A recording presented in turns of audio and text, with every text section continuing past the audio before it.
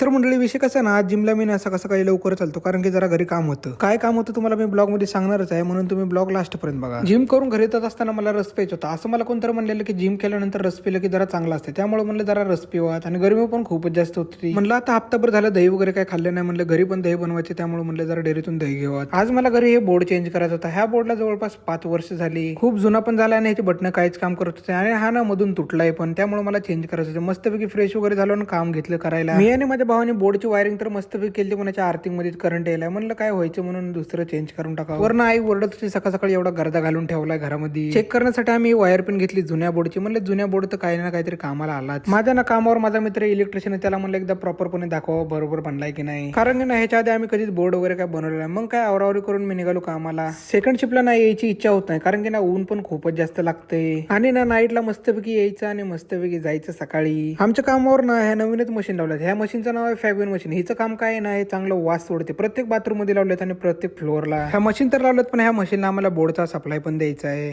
ते झाल्यानंतर आम्हाला टेरेसवर जरा काम होतं, हे बोर्ड बरोबर लावायचं होता. मग काय मी आणि माझा मित्र आलो टेरेसवर यायची काही इच्छा होत नाही, कारण की खूपच जास्त ऊन लागते. आजकाल ऊन पण खूपच जास्त लागते. असं वाटतं हे उन्हाळा लवकर संपून पावसाळा यायला पाहिजे. उन्हाताना असलं माणूस गळून जाते ना खूपच जास्त. तुम्हाला जर आजचा व्हिडिओ आवडला असेल लाईक सबस्क्राईब नक्की करा. भेटूया नेक्स्ट ब्लॉग मध्ये.